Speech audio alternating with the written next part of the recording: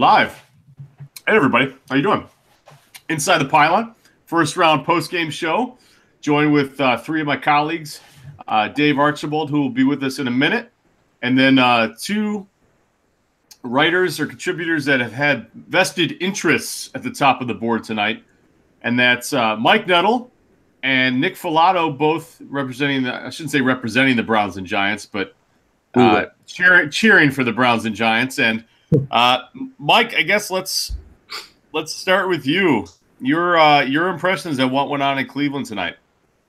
Well, first, I'd just like to say that if the Cleveland Browns are listening, I am available for any job opportunity. So feel free to give me a shout. Yeah, so, I mean, starting at the top, obviously there was a lot of talk, quarterback. I was on Breaking and Playing with Nick a couple of weeks ago, and I said then, I wanted Josh Rosen, but I said I thought it was going to be Sam Darnold, and tonight they picked Baker Mayfield, number one. Initial reaction, I think, it wasn't who I wanted, but it wasn't Josh Allen, so I can't be that upset. I don't have a problem with Baker Mayfield at all. I think he's a competitor. I think he's pretty good. I think, you have a pretty limited ceiling with who you've got there, but you've got a guy who's going to come in and compete. You can't be too upset about that. So not a lot of the people that I was with tonight really liked the pick. I was okay with it. But it was an interesting start to the night, I think. So. And then Denzel Ward at 4? Oh, Denzel Ward at 4. I could not be more thrilled. Cornerback to me was one of the big needs for the Browns. They did a lot in free agency, going out and getting TJ Carey, getting Terrence Mitchell, getting Demarius Randall even, who they're going to play at free safety. But they still do not have a true number one cornerback on their roster, and I think they found that in Denzel Ward. To me, what Greg Williams wants to do with his cornerbacks, wants to play them up on the line of scrimmage, wants to press, wants guys that can handle playing in tight coverage. Denzel Ward checks those boxes. He was my favorite cornerback, depending on how you graded Minkah Fitzpatrick personally. And I think he fits perfectly into what Greg Williams wants to do with those cornerbacks. So I could not be more happy with that pick. I thought 4 was going to be a little too high for him. I didn't expect them to take him at 4. But the fact that he ended up there, I'm not upset about it at all. And right before we came on here, we talked to Nick as he came on about his thoughts on the Giants going Barkley at number 2. Nick, do you want to elaborate on that again for us?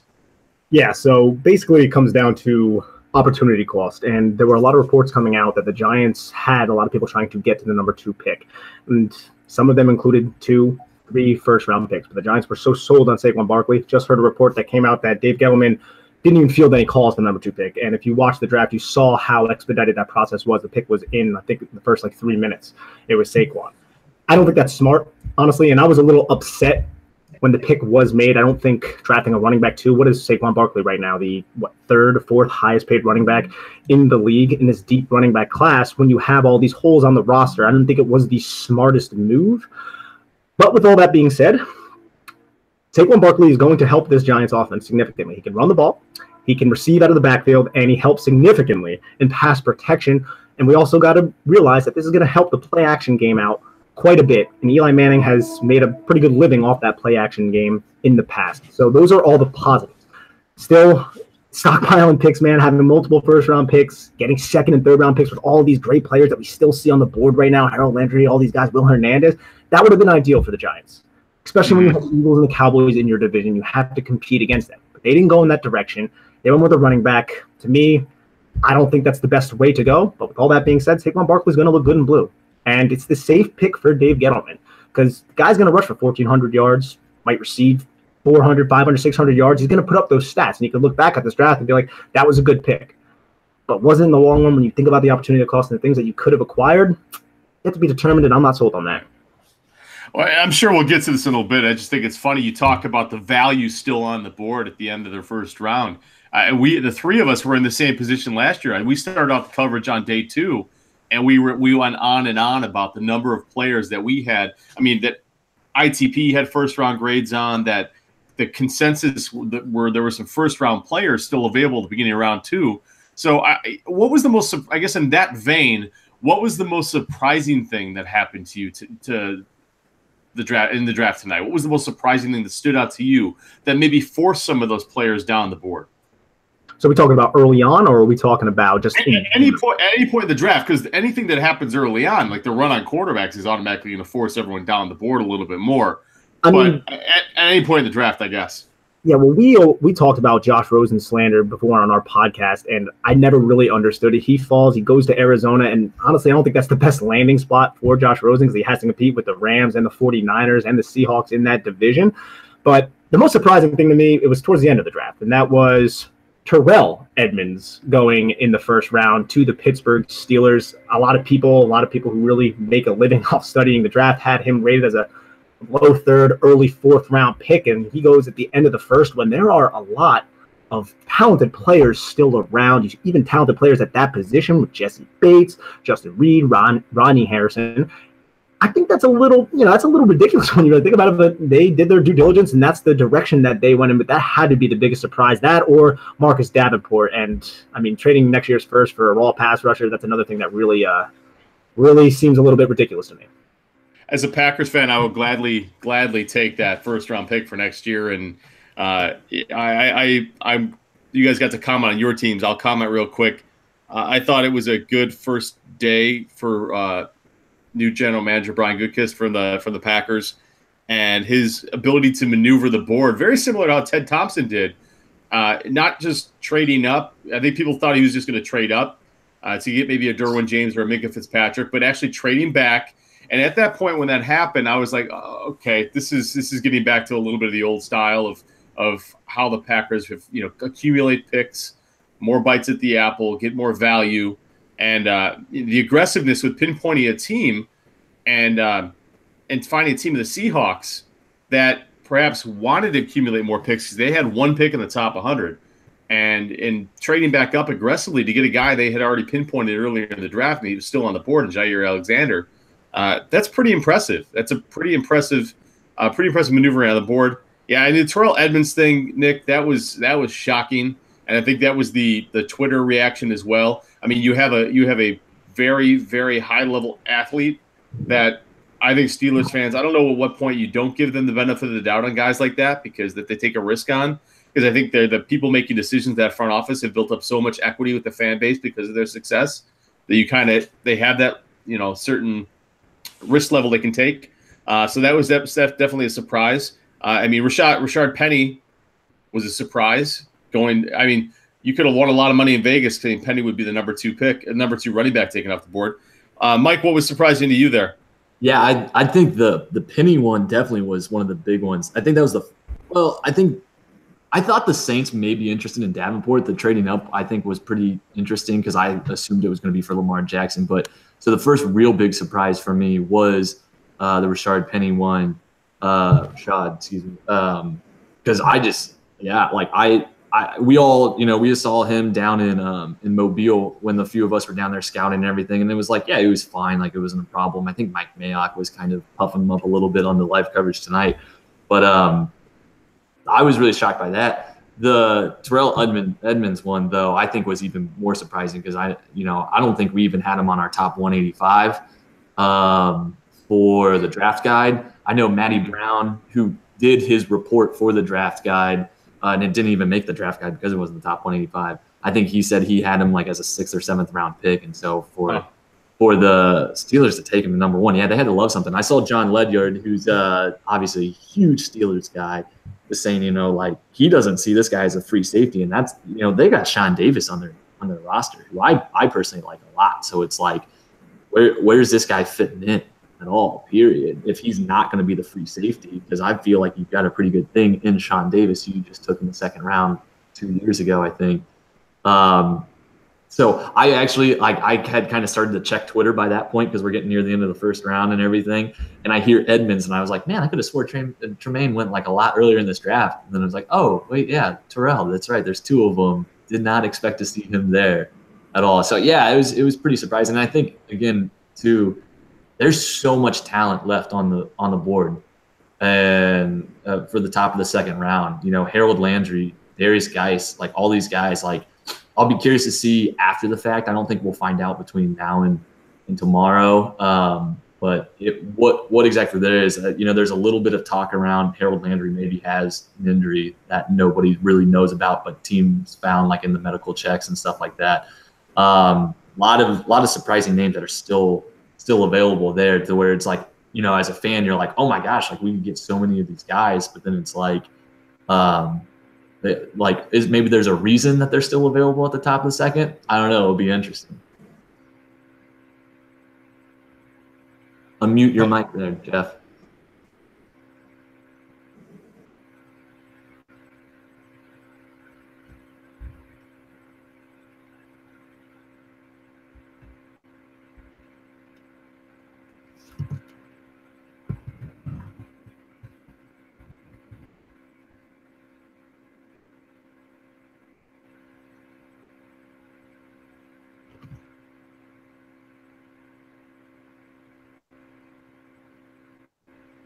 Michael, you there? Yes, sir. Did we go dead? There we go. Yeah, there we go. Live TV, folks. Live TV. No, Archibald just posted the top 10 from our ITP. We have top 10 and top 25 still available. I mean, just a ton. Dave's giving me hand signals. Thinking about it. Okay. I mean, Geis, I think we knew that there's some off-field stuff. Hurst with the injuries. Right. Hernandez and Daniels. There was that run on interior offensive linemen that we saw. I mean, how many interior offensive linemen can really go in the first round? Landry with the injury concerns last year. Josh Jackson, can he play? Can he excel in man coverage? Lorenzo Carter, we were higher on as a group than most other people were. Ronald Jones and Chubb, obviously the running back thing. And Connor Williams, I mean, is he a tackle? Is he a guard? So I think there's some explaining to do. Of those guys that we mentioned, which one is most surprising that's still on the board to you?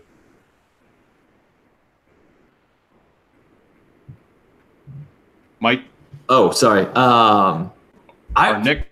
Yeah, I would say most likely Geis, despite like all the character concerns around him that he claims not to have, but we've had people mention. I still think he's the most surprising, because I still think he is probably the second most talented running back in this. And I figured he would be the running back that somebody who maybe was hoping Saquon Barkley would fall maybe to the back end of the top 10 would be interested in trying to get, still get him. And yet he falls all the way through to the second round. I would say for me, Darius Geis is the most surprising that's still on the board. Especially when you think Rashad Penny was drafted already. 100%. So, that's one way to look at it. For me, it's Harold Landry, just because, he was my second overall ranked pass rusher. Again, there might be something there that we don't know, injury, what have you, something along those lines. But you need to rush the passer in this league. And this edge group isn't exactly the deepest, we'll say. So I thought someone like Harold Landry was going to get drafted top 15, potentially even top 10, and it was not that case whatsoever. So he's still sitting on the board. Lorenzo Carter, Sam Hubbard, some other really talented edges that are still on the board, but I would have to go with probably Harold Landry. If Landry does have medicals that's keeping him off, that makes the price that New Orleans paid to trade up for Marcus Davenport make a little more sense. Because if he's there and there are two edges in that class, then you're saying, why did they give up so much? But if Davenport was like the last guy, then, well, it's still a lot. Hey, Dave, to me, man, it's still a lot. That first round pick, honestly, I'm in a Twitter chat with a couple buddies, and we're like, oh, it has to be a quarterback. It has to be Lamar Jackson. I go, you don't trade a first round pick, a future first round pick, that kind of capital for anything else. And it was for Marcus Davenport. Fantastic athlete, big, physical, but relatively raw. And you're not going to have a first round pick next year. And that, to me, is just not a wise investment. So right off the bat, who won the night for you guys? Ooh, a good question. For me, I personally really, really like the fact that Green Bay nets a future first-round pick and then gets the second best cornerback in this class. I'm a very big Jair Alexander fan. I know a lot of people had him as their number one cornerback. I did not personally. I had him as my number two cornerback. Jeff is pointing to himself. But me having him as my number 2 is not a slight on him. I just really, really like Denzel Ward that much. And so the fact that you can get a future first-round pick and Jair Alexander, I think you're doing things right up in Green Bay if that's what you walk away with after tonight. Yeah, I would say that's the default answer as well, but I'm going to go a little bit out of the box. I'd say the San Diego Chargers staying pat and having Derwin James fall right into their lap. I mean, you have to cover tight ends like Travis Kelce in this league, face him twice a year. Now you have someone like Derwin James who can try to eliminate a talented player like Kelce, so that would be my pick there. I would say just because of how my board was, I thought Miami getting Minkah Fitzpatrick without having to move was pretty good. They've had some struggles. They have aging safeties. You can't have more good DBs, especially the ones that are versatile and talented like Fitzpatrick. We've seen the value in guys like Deion Buchanan and Mark Barron and these hybrid safety roles, which I think some of these guys are gravitating toward now. So a guy like Fitzpatrick and James, I mean, Derwin James was some of you took it already, but that was my favorite pick of the first round because they didn't have to do anything. I mean, James is a top 10 talent, arguably. I know he has a little bit of development. He's not as refined a product as Fitzpatrick is right now. But, I mean, he's going to step in right away with a very experienced and talented quarterback cast around him and not BS. They're going to be able to play around a little bit with him because they can put their corners a little bit of an island. So I like what San Diego did right there. Dave, did you have a thought on that? I like that none of the teams that took a quarterback had to give up a future first to do it. I mean, we saw last year Kansas City and Houston have to give up a future first, and one of those ended up being the 4th overall pick. So I think someone pointed out, I know Dan retweeted it, that people made fun of the Jets for trading up to 3 a few weeks ago. It's like they could have waited, but they ended up getting Sam Darnold. Do they still get him at that price if they waited until tonight? With how there was some risk on both sides, and I think they did pretty well. I think you got to like Denver getting Chip at 5. They love edge rushers. He's going to fit right in there. Speaking of like the Jets moving up, Dave, to that point, do you think that it's possible? And Nick, you mentioned that Gettleman said like maybe he didn't even have conversations about the number 2 pick. But do you think like nobody even bothered because of how much the Jets paid, which may have been part of the Jets' plan all along? Because if they knew they weren't going to move, like get to make a move with the Giants, if they're like, heck, we're going to pay enough for number 3 to make sure we're still going to have a crack at one of those quarterbacks to where the Giants can't move out of this pick. And maybe that's how the Giants felt, to where like, like this could all just be making a narrative like with hindsight 2020 or everything. But, we're not talking about the fact that like maybe there just wasn't an opportunity because of what the Jets did a couple of weeks ago, like for the Giants to move back or anything like that. I mean, is that possible at all? Are you asking me that? I thought you were asking me. I open that up to the floor. You guys are smarter than me. I mean, in all honesty, I think Giants ownership loved Saquon. I think they loved Saquon's character and the fact that he is going to – I think they believe Eli Manning has years left. So bringing in a running back to help alleviate the pressure off of Eli was the best course of action, and Saquon was the guy for that. I never made that correlation before with the Jets pick, to be honest. I'm sure if the Giants were blown away, if there was a team that was in love with one of those quarterbacks, like deathly in love with Sam Darnold, who wanted to trade up to get him, I don't think that the Jets doing that would have mitigated that, to be honest. But it's a theory that I like. Yeah, it's worth a shot, So we're just letting the thoughts roll. So we got some comments on the YouTube page, and Jessica's wanting penny takes, which we got to a little bit already. And a couple of Landry questions. Harold Landry. And Harold Landry is a guy I had in my top 10 overall prospects. Obviously, I'm not privy to the same medical information that everyone else is. I thought with Landry, if you flipped on the 2016 tape, and Dave, we've talked about this. We've gone back and forth about this before, about a number of guys, whether that's I'm trying to think of, now I can't think of them, of course, but guys in this draft that had better 2016 tape than 2017 tape. Last year we talked about Deshaun Kaiser, who had a better 2015 season than 2016. With Harold Landry, someone asked, this is AP Schreiber in the chat, is it possible I guess if the medicals check out, that Cleveland – is there any reason that Cleveland wouldn't pick Landry at the top of round 2 now? I mean, there was so much conversation around the fact that they were looking at Chubb at 4, to where it's like, yeah, if Landry's medical checks out, I don't see why he wouldn't be the pick at 33, honestly. To me, I think the fact that they went Denzel Ward over Chubb at 4 speaks to how much they felt like they needed to make sure that they had a number 1 cornerback versus whether he was going to be the number 2 or number 3 pass rusher on their rotation. Like, he definitely wasn't going to be their number 1 over Myles Garrett, to where, so maybe they just felt the need at cornerback was that much greater. So yeah, if his medicals check out, I fully would expect Harold Landry to be the pick at 33 personally. The pick with Josh Rosen to Arizona. Now, when we talk about quarterback fits here, Mike, you've already talked a little bit about Cleveland, what you think about Baker Mayfield. We look at Darnold going to the Jets. I thought it was a fine move. He's going to learn from McCown. I think that's an easy choice. I think Rosen actually fell into a really good spot in going to Arizona. Now he's going to sit behind Bradford, but that'll last a couple of weeks because Bradford will get hurt.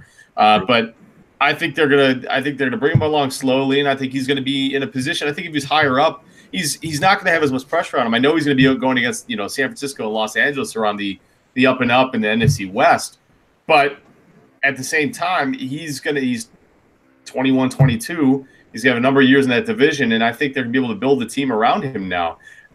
What do you think about Rosen's landing spot as opposed to maybe someone – because he's polarizing. Regardless of what you think of him, he's polarizing. I think that's an unfair thing to put on him, but he's opinionated, intelligent, and that's been looked at as a negative by some. I think going to Arizona is actually a benefit to that. What do you guys think about that take? I mean, me personally, I didn't think it was because the fact that he is going to be in a division with the 49ers and that offensive line right now. Granted, Bradford stays healthy. He's going to be the starter, and that's a good thing because that offensive line is not good. Honestly, I think you can make a solid argument that that's the worst roster in the NFC, the Arizona Cardinals right now. But again, trying to think long term, if you believe in Steve Keim, if you believe in what Steve Wilkes is doing there, defensive coach, but you bring in Mike McCoy, which I think is very smart. He's had a track record of fixing people's careers. He really helped bring Phillip Rivers to that next level a couple years back, worked well with young quarterbacks. So from that aspect, I do like the fact that he's paired with Mike McCoy. But right now, when you look at that roster, what do they really have on the offensive side of the football other than a very old Larry Fitzgerald and obviously David Johnson, which is something that you can really rely on. But that's one pretty big concern I have, that, and his schedule is going to be pretty damn tough here for the next couple of years. Yeah, I'm with you, Nick. I mean, like, you look around that roster, and you're exactly right. Outside of old man Fitzgerald and David Johnson, you really don't have anything on that roster. To me, then, like, this pick just screams like, hey, we're going to be prepared for the next couple of years. I don't think they brought him in there, obviously, to be a day one starter, and I don't think they expect Josh Rosen to take him to the playoffs this year. I think it's, hey, he's fallen enough. We can move up. What'd they give up for him? A 3rd and a 5th round pick? It was a 3rd and a 5th, so they didn't even give up a 2nd. Right, absolutely. So you still have a 2nd rounder to get a weapon for him or an offensive lineman or something like that. And then you still have all your picks next year that you can continue to build around him as you start to move him into that starting position in 2019. So I don't necessarily think this was a pick made for 2018, but at the same time, you could still put yourself in somewhat of a position to continue to build, at least for this year and moving forward. Dave, what did you think about what the Patriots did with their picks? Oh, it was pretty surprising to see him give up 41 points in the Super Bowl and then go offense in the first round. But I mean, for the draft guide, we had both. I believe Wynn was our number 6 overall prospect, and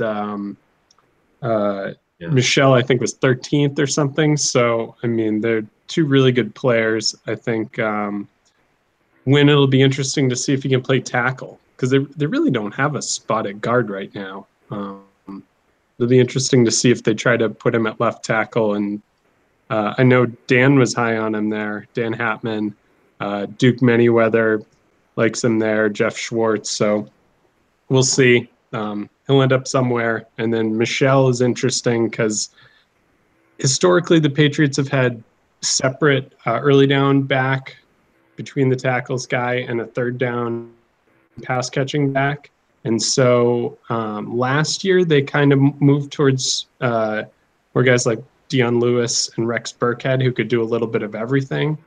And I was curious how they'd approach this year. And it certainly seems like Michel is like a do-it-all back. I think we rated him as maybe the most scheme versatile back in the class. I think, Jeff, we've been talking lately about how it's hard to find tight ends that can do everything. Gronk, Rob Gronkowski is obviously a special case where he is a do everything tight end. But it's hard to find guys like that. So in some ways, I think Michel could be that sort of offensive piece where he's in the game. You have to be honest against the run and the pass that Gronk gives you now. As we look to a future where maybe he's, past 30 and, gets hurt again or whatever. So it's interesting, and we'll see what they do day 2 as far as adding some defensive pieces, you would think, because they don't have a lot of front 7 athleticism, and they didn't get a lot more athletic in the offseason. Someone in their division who I thought had a interesting night was the Buffalo Bills. Going, with Josh Allen and making the move up to get Josh Allen, kind of like everyone suspected they would. Yeah, there was a lot of talk coming out that they did like Josh Allen, and I'm sure they had visions of Jim Kelly running in their head. Not necessarily the Jim Kelly they're thinking of. They're thinking of a Jim Kelly where he completes about 10% less of his passes. But I keep hammering on the point that Josh Allen, despite all the criticism of Josh Allen, he didn't ask for this. Like, this is the NFL's evaluation that's putting him in this position to be a first-round pick, whereas he may benefit more from being a late first, second-round pick where the world's not thrust upon his shoulders. And I think, and I mentioned this in our Slack channel earlier, is that I think it's very interesting that the foresight that the Bills seem to have shown in not taking much from their playoff appearance last year. I mean, some teams, you see them make a playoff appearance that may have been a little fluky, and they go all in. They push their chips to the table. We're going to sign free agents this offseason. We're one step away. When in reality, they realize that there was a lot of luck on their side last year. They're going to probably regress a little bit next year. And they took 2 guys who have probably the most development to do to reach their potential in Allen and then Tremaine Edmonds, brother of Terrell, son of Farrell. It's Farrell? Farrell? Like Farrell. The rapper Farrell, former tight end I used to play with in Tecmo Bowl. But yes. Well, yes. But I think that was an interesting decision by Buffalo. What do you guys think about what Buffalo did tonight? I thought it was interesting that the point that they kept making was the fact that Tremaine would be a good player to cover tight ends, and they specifically kept mentioning Rob Gronkowski. And it's like, I get that they play them twice a year, but do we really think that they moved up and used multiple picks for a linebacker to cover a tight end for one team? I mean, yeah, they're definitely gambling on upside with both these guys. And in the comments, I really appreciated. So Brandon Beane, their GM, got pretty candid yesterday. He made some comments about, they were asking about trading up to number 2. They were asking about trading up for the right quarterback, like all this stuff and everything. And he made it very clear that they did not want to trade any future assets. And so, like you said, Jeff, they're not confused about what happened last year. They understand that they were probably pretty lucky to make the playoffs. And we're all very excited for our friend Ryan, who's a huge Bills fan and everything, but it was a little bit fluky. And I think they know they still have a long way to go. And so they weren't willing to mortgage the future at all for it. and they were willing to. So you see them like they're still trying to prepare for the future by getting these high upside guys and hoping that they can develop them well. Josh Allen, man, I don't know. I wouldn't be excited if it was my team, but it's the Bills, and I'll always root for the Bills. So I hope it works out for them. Yeah, it's trusting the coaching staff. That's another big part of this, is they're trusting their coaching staff to develop these talents. Now, Josh Allen, again, we can harp on ever. Is his accuracy ever going to improve? That's something that I don't have faith in. A lot of people in draft Twitter do not have faith in that. Also, he doesn't have really anybody to throw to there. Hopefully they will rectify that through the rest of the draft. And as for Edmonds, man, I mean, I guess they're trying to find somebody who can anchor down that defense. And I mean, he's versatile. You can line him up on the edge. You can blitz him in many different ways, and he's still growing into his body, which is exciting. I don't think a lot of people thought he was going to be there at 16. Until they were able to acquire him. Now you trust Leslie Frazier, you trust Sean McDermott, you trust that coaching staff to develop these young players. You look at what they had, what McDermott had when he was defensive coordinator at Carolina, and they always had linebackers with range. I mean, they had Thomas Davis, and they drafted Kuechly at 8, and then they still used a first-round pick on Shaq Thompson. It's something they really value, and Edmonds, I mean, he gives them that kind of crazy athleticism from linebacker. I mean, he'll need some development, but I think that could be a great fit there. It's always a concern for me when you hear a linebacker being talked about as lacking instincts. That bothers me. But the 19 years old thing has been hammered home by everyone. There's one prospect in the draft, you know how old he is. It's Tremaine Edmonds. But I think that does speak to the development that could still occur with him. I think you saw enough on tape to really wow you. Quentin Nelson to the Colts and Roquan Smith to the Bears just seem like easy home run picks. And if you don't overthink Quentin Nelson, you don't overthink the fact that he's an interior offensive lineman. And as you saw, the number that went in the first round tonight, interior offensive line has value in the league. Thoughts on Nelson to the Colts, and then Roquan Smith to the Bears is going to be terrifying. I think the Bears fans are going to fall in love with Roquan Smith. Yeah, there's no doubt. When it comes to Quentin Nelson, I mean, again, just like you said, no-brainer.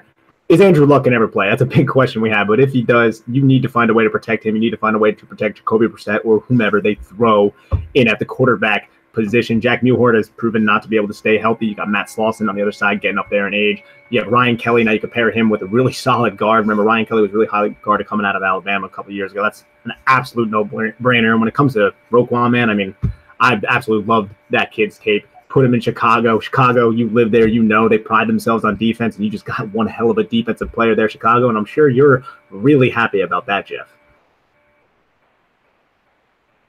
I really am not, because you talk about favorite players in this draft and guys that I watch. You know, I like to focus on linebackers, and Roquan Smith may have been my favorite linebacker. That last season may have been my favorite season for a linebacker I've ever watched in college football. He was that much fun to watch as a player. And now going to Chicago, and you listen to sports radio in Chicago, people talk about him all the time. It's going to be rough. I'll get over it though. As long as he doesn't take Aaron Rodgers out of the game, I'll be fine. But people are gonna worship him. People are gonna love everything about him. McGlinchey to the Niners. I mean, you kind of got you. There was a talk the last week that McGlinchey was going to sneak into the top 10, whether that was because of people actually liking him or the weak offensive tackle class. This is for the group. I mean, what was your take on McGlinchey sneaking in the top 10 and then this tackle class as a whole? Jeff, you called that one. I saw an iron down the middle of the fairway. I really liked that.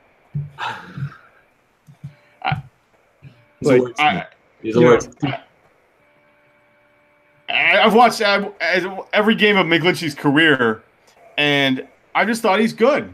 He's good. He had his weak spots against Miami. He had his weak spots against Georgia. I mean, after that Georgia game, they replayed the last play of the game. I believe Lorenzo Carter beat him on a pass rush and just went right by him.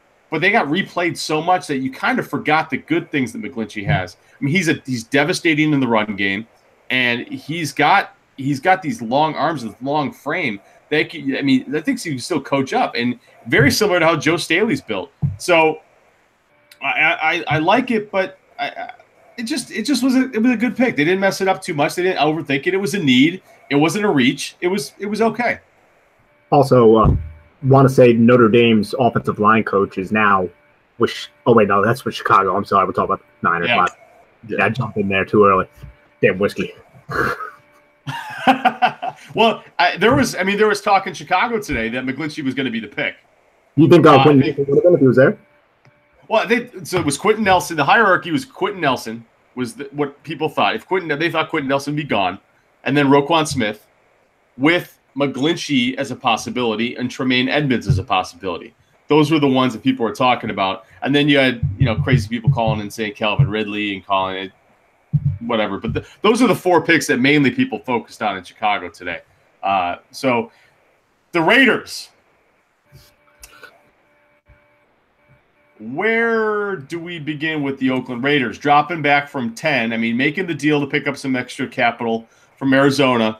And then at 15, they go with Kolton Miller, offensive tackle from UCLA, who really early on in the draft process was talked about as a potential first-round pick. And then as I think people dug a little deeper on him and it looked a little deeper, especially people on draft Twitter. And Dave, you were asking today about the disconnect between draft Twitter and then the guys that are biggest disconnect between draft Twitter and then the scouting community. Is that right? Yeah, I think Miller was definitely one where the draft Twitter was lower on him than apparently in the NFL was. So any takes on Kolton Miller going to and John Gruden's first pick back being a offensive tackle that got a 3rd to 4th round grade from a lot of people? Thought it was very interesting because it sounded like, I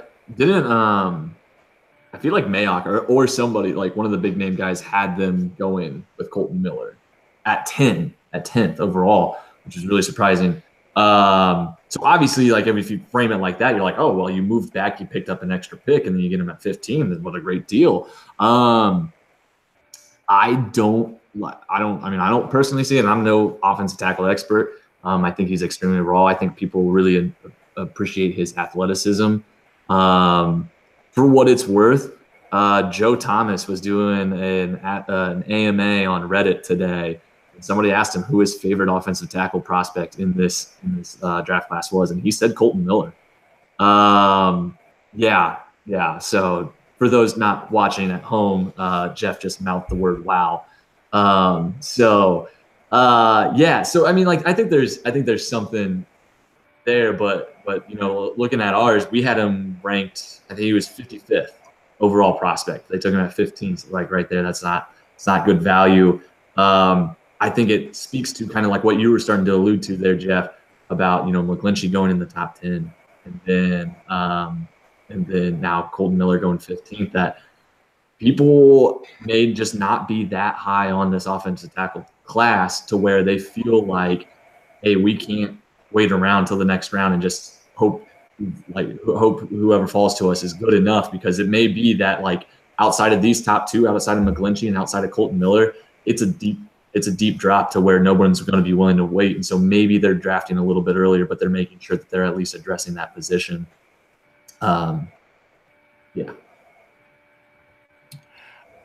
We followed, or right before that, we saw a run on defensive linemen with Vita Vea going to Tampa Bay. I think most people thought he was going to Washington. And then Deron Payne going to Washington. And then Marcus Davenport with that jump up to by New Orleans snagging him.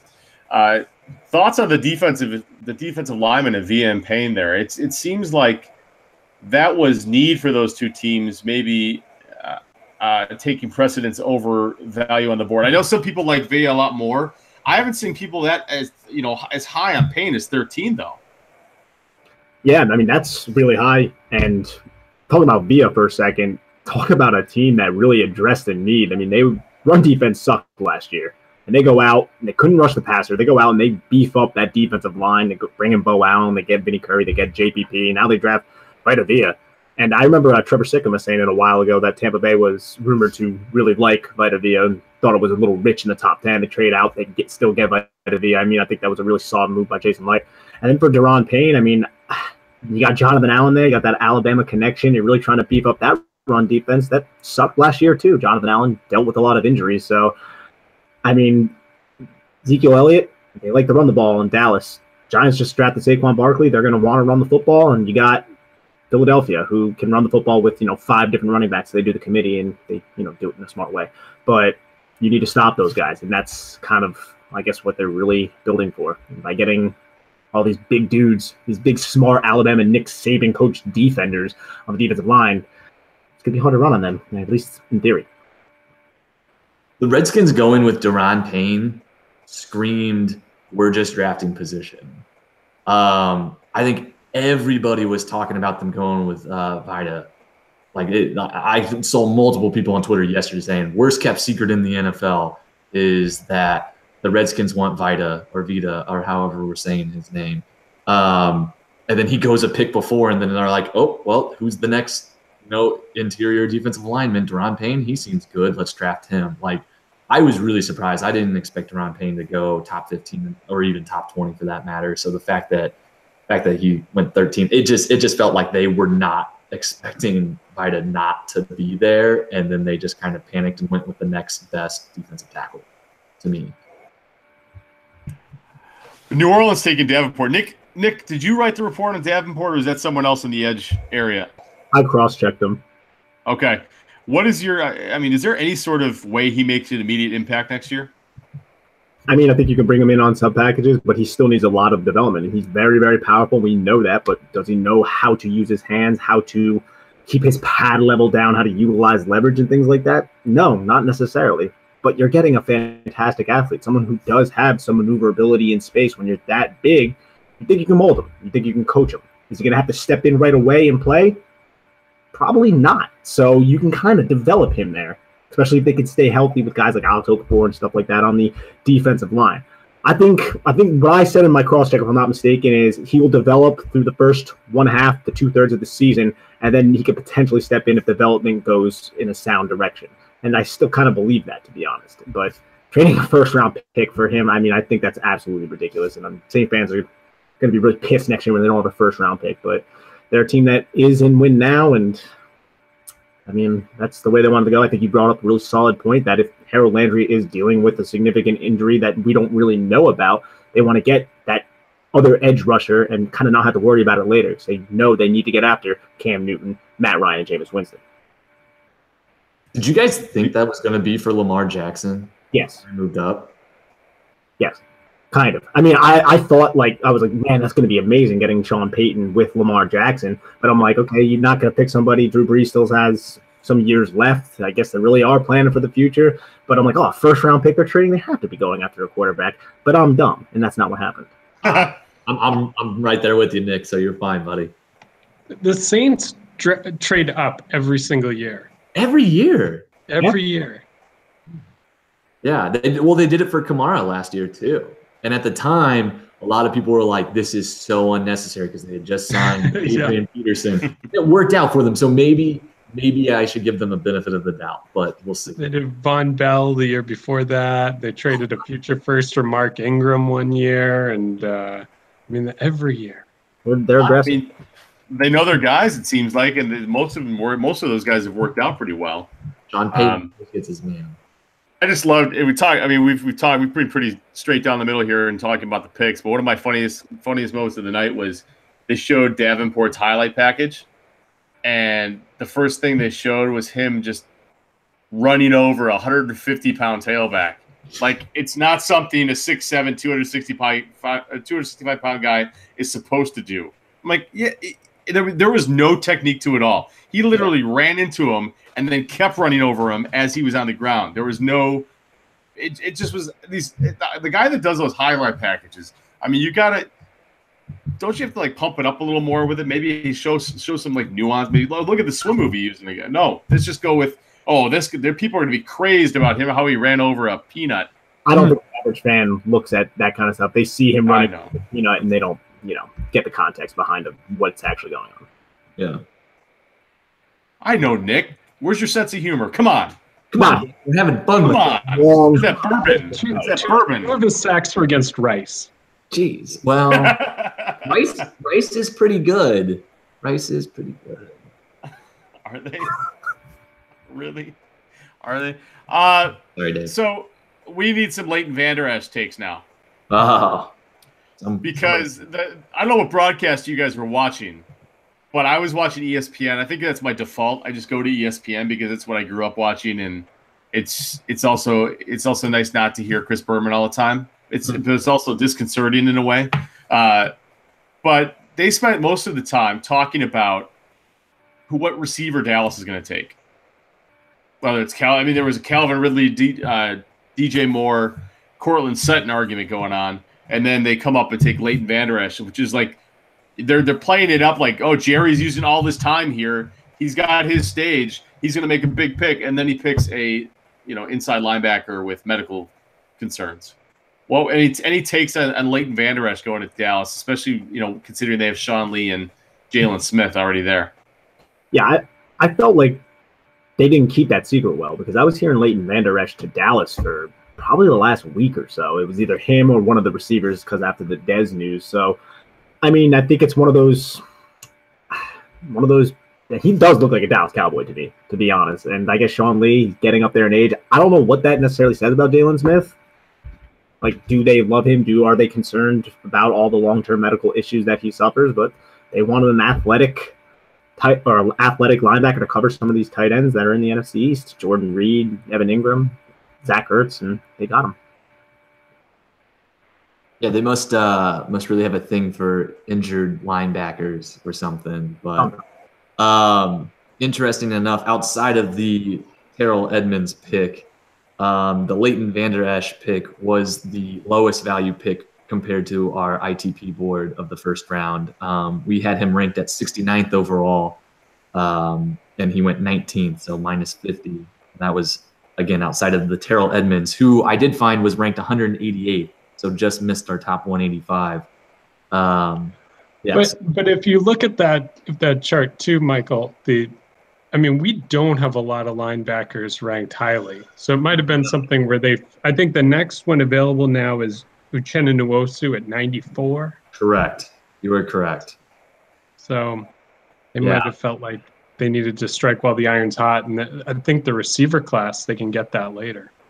Yeah, I mean, I feel like for them, it seemed so obvious to go wide receiver because they just cut Dez. And I think because of that, I think a lot of people have talked about the fact that this isn't a great wide receiver class, and maybe they don't feel like there was a true number one, and all they're going to be doing is adding another number two wide receiver to their roster full of number two wide receivers that they already have. And does that really make them any better? Whereas, like if they really did like Leighton Vander Esch, I mean, obviously they liked him, they drafted him.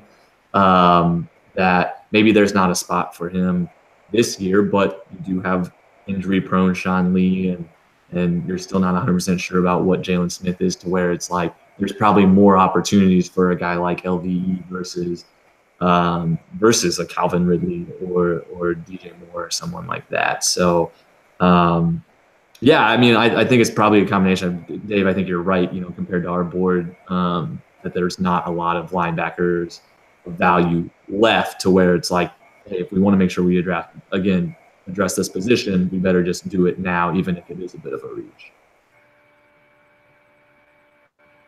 Mike, way to get us back on brand by mentioning our rankings. Thank you. I'm for it, buddy. Brand manager, it's fine.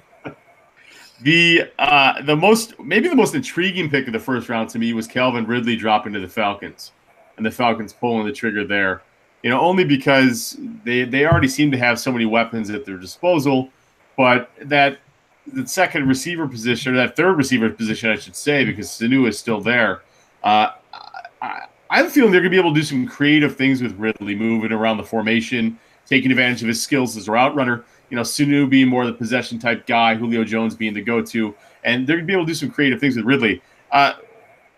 And oddly, very similar in ways to Roddy White. Roddy White coming out. They picked Roddy White, I believe, is the same spot in the draft when he came out. And similarities as far as build, and maybe not as physical as you want some of these receivers to be nowadays. What do you guys have takes on Calvin Ridley? Because I know he's kind of one of those prospects that's really fluctuated throughout the draft process. People were high on him, they were low on him, maybe too low on him, and then they came back to there's diverging thoughts on Calvin Ridley.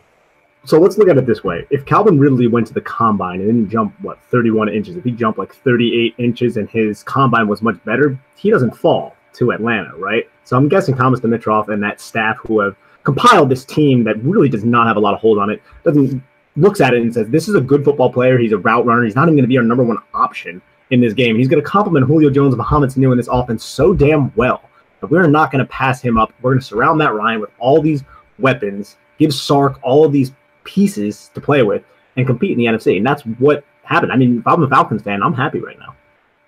Yeah, I think you're 100% right there, Nick. I mean, it's the fact of like the situation that he's walking into now where he does not have to be the guy. We just talked about Dallas. Like if they drafted him, it's like there's a lot of pressure on him to be the number one wide receiver. He doesn't have to be that in Atlanta. He doesn't even have to be the number two. And I think Jeff was right. You can be creative with him because you have Sanu, and because you have Julio Jones that, play Ridley in the slot. Let him get a little space. Let him be a good route runner where he doesn't have to maybe worry about trying to beat guys physically or anything like that. Where you're going to be able to highlight the good parts about him because you have a lot more around him in a situation in Atlanta to where it's like, did they need to get another wide receiver? No, but it's like, it definitely didn't make your team worse by drafting him. That's well said. Any Taven Bryan or Mike Hughes takes? No. I mean, Jacksonville just keeps beefing up that defense in a stupid manner. The defensive front is, I think, far and away the best in the National Football League. They have people who are penetrators. They have people who can hold the gap. They have people who can rush from so many different spots. It's actually disgusting when you really think about it. I'm glad they're not in my division, but again, I'm a Giants fan, and the Eagles just won the Super Bowl, so I can just go on when it comes to that. You can appreciate it because it's very Giant-esque. The way the Giants built their defensive line. It's very Giant-esque. But I mean, Brian's another guy with diverging camps in the draft community. People really liked him. People really didn't like him. Count me in the I don't want to bet on his development because, he's quick off the snap, but that seems to be the one thing people were referencing all the time. And I don't know. It seems like there's not a lot there. Good on the TV crew for right up front, not beating around the bush and mentioning Mike Hughes' off the field stuff right away. That wasn't like but seriously, sometimes they'll bury that stuff and not want to talk about it. But Trey Wingo brought it up right away when the draft pick happened. Yeah, it was he hammered it home, and they went after MJ Stewart. I mean, because MJ Stewart was involved too, and got some sideswipe action there and taking him out. But I mean, you often see that as an ancillary component to these evaluation or these scouting reports that they're giving the people watching. And with him, it was right up front. But yeah, I mean, Mike Hughes is a physical corner. I think Nick, you and I talked about him when we did our mock, and he's a little bit of a risk taker. Still, he's going to give you special teams right away. But is he going to be a complete cornerback? I don't know. I don't know if we know that. And then, to finish off the first round, I'm very happy. I'm ecstatic because I'm Team Lamar.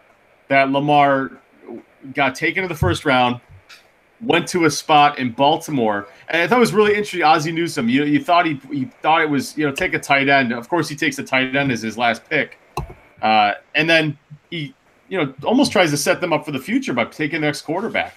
And you say what you will about Lamar Jackson, but he took the mic right away, and he's like, "Let's get going." He was very short and sweet about it, and I think it's going to be a good spot for him. Any Lamar Jackson takes for me tonight, because I feel like the last 2 years of Inside the Pylon podcasts, I've talked about nothing but Lamar Jackson.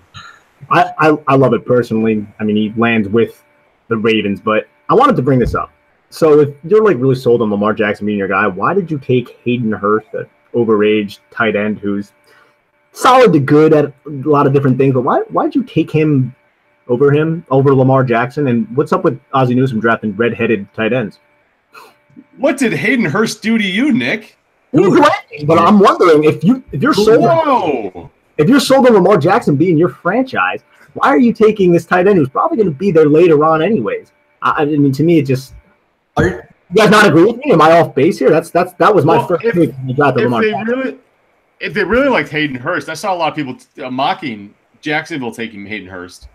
And him being a Jacksonville native, I mean, you don't know how much there is to that stuff, but if there's any kind of trail, I mean, people like to see it. So I have no idea. Why didn't they take him at 16 if he wasn't there or was their quarterback? Yeah. I don't playing the game. I don't know if it's necessarily like they took him and he's automatically their franchise guy. I think he could develop into that. I think you look at the situation, they moved back twice, so they've already picked up all these extra picks. You know, they had some compensatory picks. Like they have plenty of picks this year, like they always do every year. And they're like, hey, he fell to 32, and the Eagles very publicly broadcast the fact that they want to move back.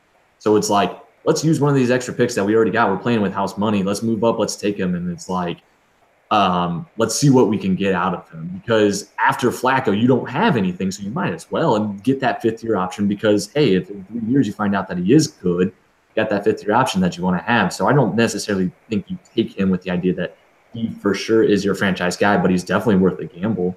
I think, we obviously all think, and I think we all think very, very highly of him. I hope he was kidding when he said he wants to win Super Bowls in Baltimore. That wouldn't make me happy personally. but you know, like I root for him as a player. I'm not going to root for the team that he plays on. But I'm happy he's a first round pick. He should have been a first round pick. He 100% should have been a first round pick. So I think it makes sense for Baltimore to move up and get him because he's the type of player that's worth gambling on, in my opinion. Yeah, no, and I love that. And speaking of, he was rumored, Dave, to go to New England a bunch. And New England goes and they get 2 Georgia players. And I know Bill Belichick was at their pro day. I mean, Isaiah Wynn, Sony Michel, you getting that Georgia offense going a little bit? You excited, my man? You think? Yeah, give me Lorenzo Carter at 43. We'll go all Georgia. Dobbin Bellamy in like the 6th round or something. You know, just bring them all in, dude. Do you think he's just trolling Nick Saban? He's like, yeah, I'm just going to take all these Georgia guys. Like I don't want your Alabama players, you know. Dude, that would crack me up, man, so much if he was doing so. Like, I'm just going to take all Kirby Smart's players. We're going to have a good time over here, make a joke out of it. Yeah. Well, we look at the second day now after we kind of run through the first round. And the Cleveland Browns have 2 of the first 3 picks. The Giants sandwiched in between. Boys, who are you pinpointing for those spots? Anyone you got pegged for a future uniform for your favorite team? Trade back. You think trade?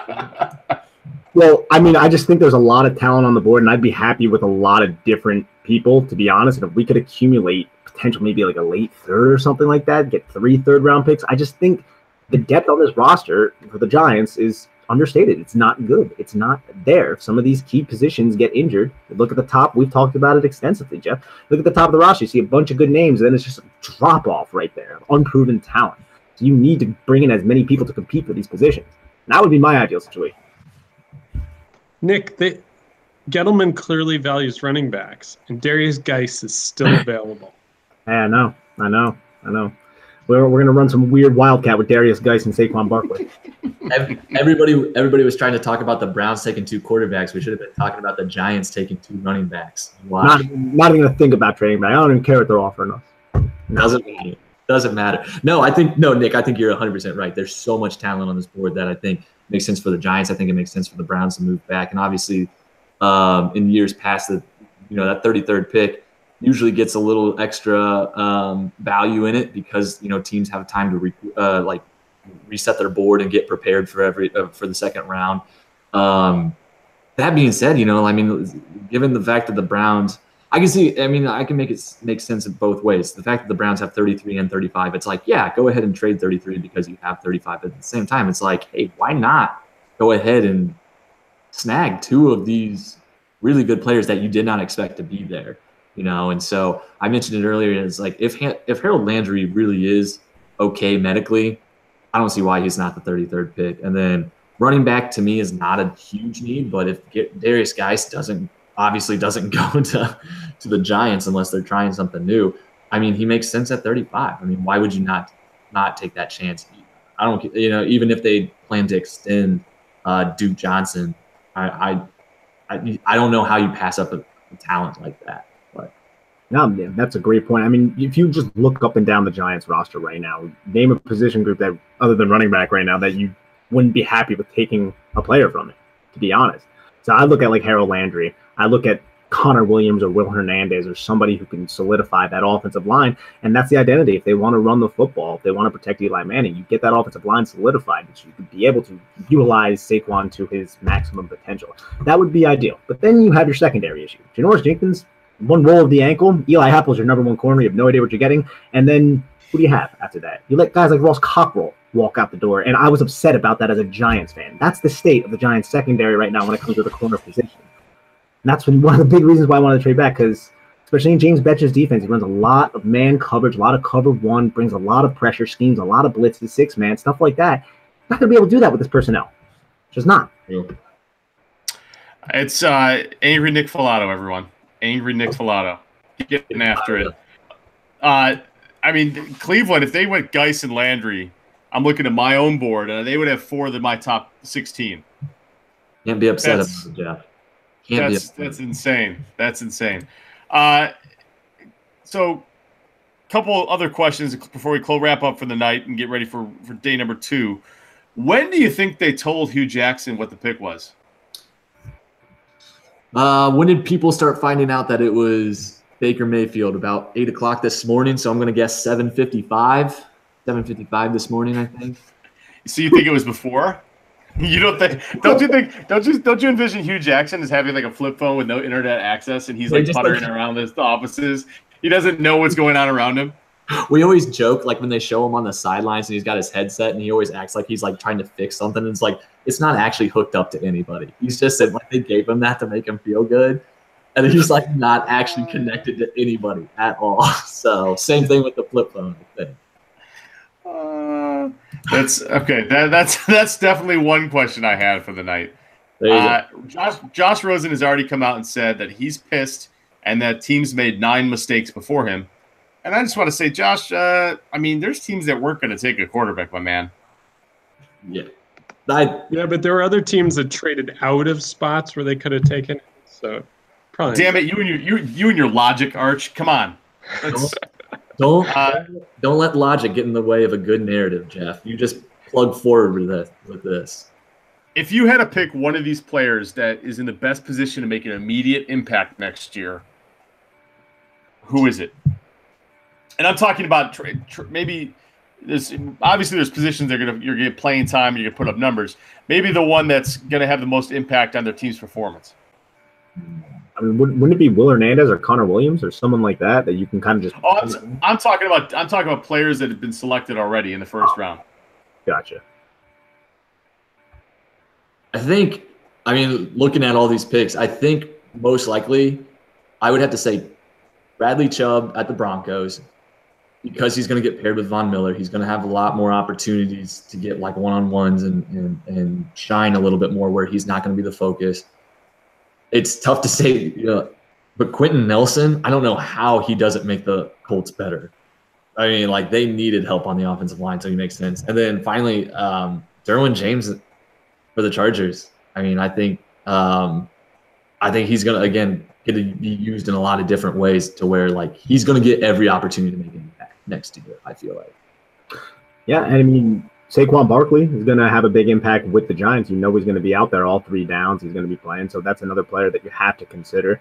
Redshirt season? No redshirt season? No redshirt season. I don't think Wayne Gallman's going to be stealing many snaps, to be honest. Okay. Saquon's going to have a lot of fun running into the backs of offensive guards. Right up in John Jerry's ass every Sunday. He's going to be very familiar with that, unless they do something here at 34. Okay. Well, guys, this has been fun rehashing what happened in round 1. This is still odd to me. I missed the Saturday, 2-round, and then finishing off on Sunday. The Thursday night thing is still a little odd. I like the laying on the couch and watching everything Saturday, but hey, we're getting used to it now. I don't think it's changing anytime soon by the looks of Dallas by Cowboy Stadium's filled up the way it was. But we'll be back with you in some capacity. I think tomorrow we're doing some kind of coverage on the same kind of medium, right? I don't know if I'm going to be here, but Do we have a team ready and lined up? I'm sure we do. We could try to assemble. Oh, on the same weekend that the Avengers movie came out. How dare I totally want to do that. Oh, we're not going to get on an Avengers thing, are we? Okay. All right, guys. We'll check out everything going on at InsideThePylon.com. And I'm sure Nick and I will be back next week on the podcast to rehash everything that went on this weekend if we are not on the videos the rest of this weekend. So enjoy days 2 and 3. Thanks, everybody.